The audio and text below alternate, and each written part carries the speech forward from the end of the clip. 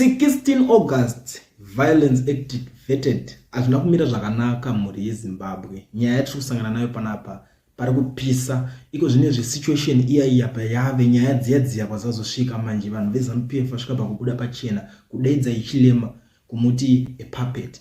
It's happening right now and I don't know kuti nyaya yacho kana yakusvika uko ichasvika kupi nekuti unoona kana kunyika zhinji ndo matangira chacho anototanga kuti twahondo chacho ndo matangira zvikumbijana saka ndiri kuona nyaya yanga iri panapa ndeyekuti vakomana vari kunyora veZANU-PF vari kuti it would be good if the puppet president stays far from our parliament. Vari kutaura a puppet president, one president akagara angofambiswa gossip yekunzi haasi kuuya, it's Hichilema ndo vari kutaura nezvake panapa. Ndasvika pachikamu chokufunga kuti kana zvinhu zvatotanga kudai so vakomanaka ndopondozonzwanzi nyaya yakatangira kupi vanhu vakutotanga kutobayana ndo matangira azvo muri yeZimbabwe. Like this video kuitira kuti ZANU-PF iboikane tinyatsopinda munyaya tipinde mushoko. Nhasi hazvina kumira zvakanaka, vanhu vari kutaura zvakasiyana vachipindura on nyaya iyoyo iri kutaura kuti alright fine muri kuti puppet president asauye asi parliament ipapo pari kuonekwa maflag kuChina, so it means puppet president puppet parliament kuti asauye, so zvinenge zvichienderana. Ndiri kuona vanhu vakawanda vari kuti they do not respect other nations and it's a shame. Varakashi are doing a lot of harm to diplomatic relations. Uri kuona nyaya iri kuitika, that's why vari kuzobuda ivo vari kuzomhanya nekumwe kure kuna Rwanda kure vachinotsvaka ukama ikoko, but ukama hwomudhuze umo urita kakunetsa kumaintaina. Ndo nyaya iri kuitika panapa yandiri kuona iri kuitika because in mimi it's unacceptable kuti modedza neighbor when next door momuti puppet because of ati iye haasi kukwanisa kunge ari kuuya. Umwe ari kubuda ari kuti Zimbabwe is not a peaceful nation.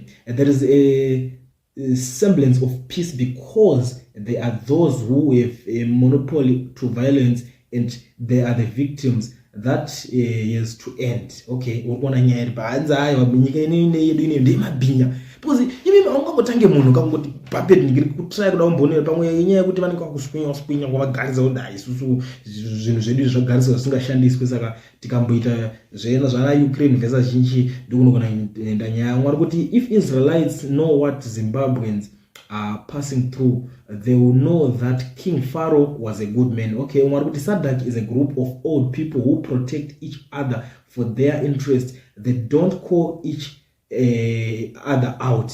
Ndonyaya iri papa urikuona kuti tiritongo anzi group saka kutongo vanenge vakutongoita zvese mwari kuti things get on like this when you have a country like South Africa which has the political and financial muscle to change the trajectory for the better in the region is being led by one useless Cyril Ramaphosa. Essay about the brand of Zimbabwe's diplomatic rule, but he don't care, right? Ukona nyaya pakubatanzira nyaya South Africa, but kana iri nyaya South Africa nina mazira ndozvita uko kwaana control yezvinhu zvese ari One Ramaphosa vanotoudzirwa. Like as of now South Africa iri mu GNU iri kutomhanya yakatobata vakabatana zvisingaite, saka akada kungoita any decision abvanzi iko kwatisi kuita izvozvo ndo nyaya ingoripo. Vagara kudhara vambomhanya vachitanga vari background, so but iko zvinezvi ndo situation yakutoitika background. Mwari kuti ZANU-PF thinks they are a good they are gods of politics in the Southern African politics. Ukona ndo imwe nyaya iri kuitika kunzi these people chavakufunga kuti ndo vana baba manje muSouthern Africa, anzi ndo zvinofungwa nevanhu veZANU-PF. Mwari kuti ZANU-PF needs leadership in a normal society. Other countries would stand on solidarity with Zambia and not attend. None of them speaks about persecution of activists in Zim. I hope our lifetime we shall see change in Zim. Mumwe ari kushuwira kuti pamwe zvichida nevana vedu taiona asi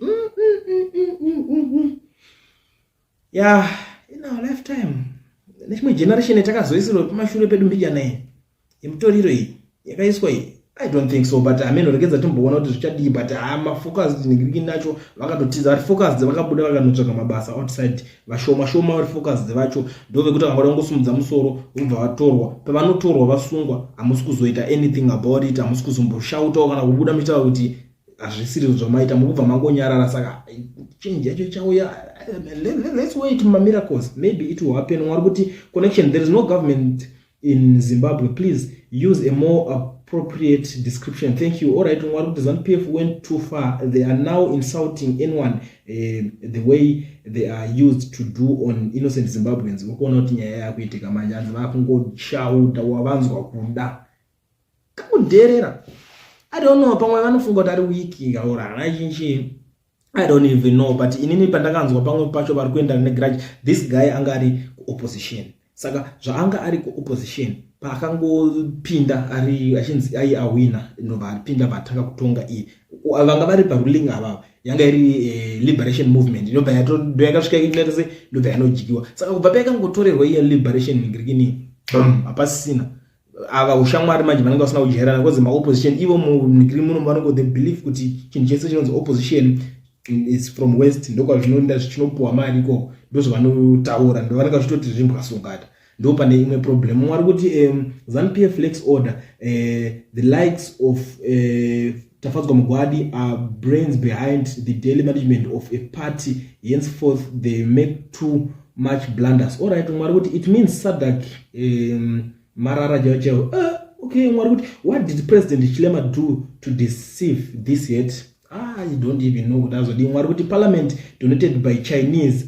Who is puppet now? Urikona nyaya yegweri kuenda kunzi mimi parliament yenyu makapowa neji. Saka puppet versus puppet kana mada kudaro. Kuti imimi wo muri kuti uyo ipuppet iri kunhingirikeni imimi wo ma puppet ra China because matopuwa kazvine China. But because of imimi you don't like ava vekuside uku ngokuti kana kuti vamune mfungidziro rada ari kushanda na America. You don't like America nekuda kuma reasons akawanda wanda. Mashando neimwe nyika. Yaari kushanda nayo iyo yenyu yecho. Hapana ari kukudeedza mazita but imimi muda kudeedza vamwe mazita saka ndopa kunzi puppet versus puppet imimi yenyu nde China parliament yamuri kutaura yacho iyo saka hapana mwari kuti that's China parliament not Zimbabwe yet finish the loan then it's yours finish akona zvakutaura mwari kuti say if he stays away from the Chinese parliament urikuona nyaya yacho kwaya kutoenda ngoti come see this lot again vakomana patoshata mwari kuti Zimbabwe is not a peaceful nation.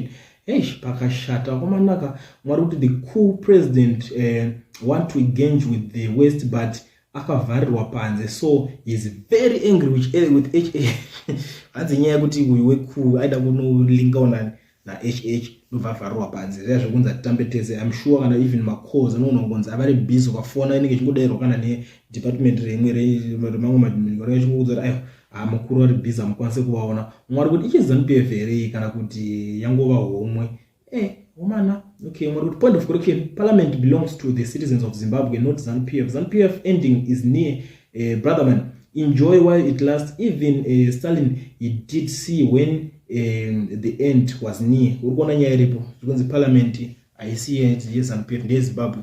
That's true, it's a fact. Hakuna chinhu chinonzi ZANU-PF and no one belongs to ZANU-PF. Vachatobva futi unoona like zvakamboitika ndianaiziva kuti vanhu vaya vanga vaishandana naMugabe vachasvika pakutiza kunyangarika vese kukatanga kutoya vamwe kwatone manyu ningirikini iwe unofunga kuti ana Tafadzwa Mugwadi mamuchazovazira kupi vese vaya ana Tinoda Machakaire mamuchazovazira kupi new blood yese yakauya mamuchazovazira kupi pane nguva yana Mugabe vanga vasingamboswedere padhuze nemapositions avakatozombopuwa iwaya so hapana pekuti munganingirina ipapo ichokwadi mwari kuti Chinese colon ari kutaurawo zveZimbabwe mwari kuti you sold the country resources for building that bring not help to Zimbabwe. What does a parliament building ever help us? Nothing. Does a common Zimbo life better go cause have a nice Chinese parliament? If you had brought CT scans to the district hospital, that would even better. All right, inyaya iri too complicated manje yakutaurwa nekunzi imimika kana muri kudaro yakatibatsira chi parliament yacho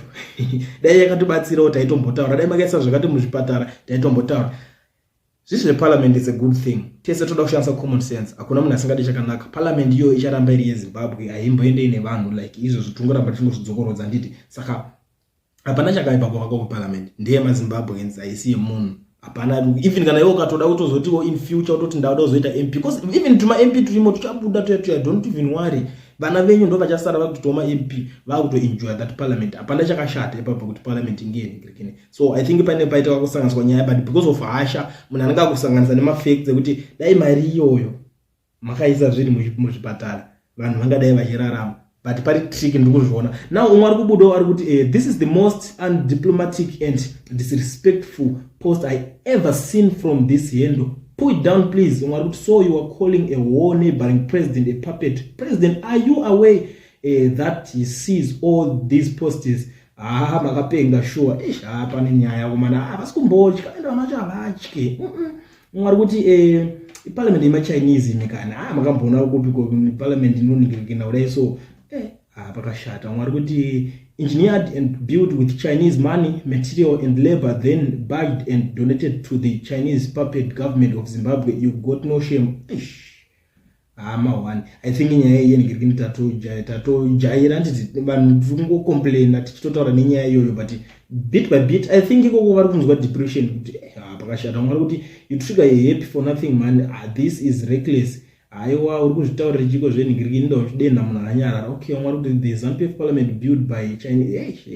Mwari kuti we will remember the Second Republic for dividing SADC. Ipapo I think it's rude kudedza kuti puppet president. This is unacceptable. I think this is unacceptable. Azviite zvinhu zvaite zvakomana. Mwari kuti ZANU-PF, anyone who speaks and stands on the truth is a puppet. You forgot that you are the puppets of China and Russia. By the way, Russia is also part of Europe. So shut up and sit down and leave HH alone. Pakaipa. Anzi mimi macho mutori futi ma puppet and apata ubira chwa. Adazoya kuzota kuti you planned ndo zvitaura nevanhu panapa. Mwari the fools keep screaming and kicking loudly on social media while the guy sits quietly, calmly and watched them cry themselves. Asaka pakashata. Mwari kuti you acting as if HH owes you for sure. HH hana chari kukwereta vanhu pakaipa. Mwari kuti you should not post this using this yendo hayo azviito. Mwari you wanted to poison him. Pakashata. Mawana ya Mwari kuti you mean the Republic of Zimbabwe, China. Avana vari kutuka. Mwari kuti Zim so stupid. You hate HH for being an American puppet, yet you are a China and Russia puppet. Pakatoshata. Mwari kuti ZANU-PF thing hard. Mwari kuti people don't eat parliament. People don't get healthcare from parliament. That useless Chinese white elephant is no benefit to the people of Zimbabwe. Right. Urikuona nyaya iripo manje. Nyaya yekunzi vanhu havaidyi parliament iyoyo. Unozandogara chizvitaura people please musatange musindo. Vanhu vanenge vane zvakawanda zvekutaura avanzwe uye atodenhero. I think munhu yeye ari kutohandla this ningine ZANU-PF izvesoka. Amen. Pamwe ari kutorwa mambama kuzi vanhu vacho vakashanda newe vakashanda ubopo mambama. Afunga kuti vanhu kujoina chikwata checho umbosangana nemambama. Pamwe ari kuti you are an idiot who doesn't love his country. Ignorance kills you. ZANU-PF, it was a political party. Vaifanira kukudzinga kungoita it's a mafia group of looters. Finish. Who cares to come to your Chinese owned parliament? You don't use your brains to think. So embarrassing. Whose parliament? What that parliament you are so proud of represent? Shit. Fools running this account. Guys, don't nyaya kuitika panapa ndikuenda ngodingodarika nayo nepanapa tingoti gaga fast ndichikuziisa izvo zvikuitika. Vanhu vari kupopota, vanhu vari kujamuka zvisingaite nyaya iyoyo yanga yataurwa yekutukwa kungoitwa ichilema vachimudedza mazita kuti iwewe chichi is better to puppet president. Asauya ipapo ndobva kwabudiswa zvinhu zvakakutaurika izvo. Amen. Muri Zimbabwe munoona sei nyaya yekupisa ndangoti ndingodarika nepanapa ndichingoonesana nemi but usati wabvawo panapa siya like this video kuitira kuti ZANU-PF yacho izive kuti iwewe wakatotsama.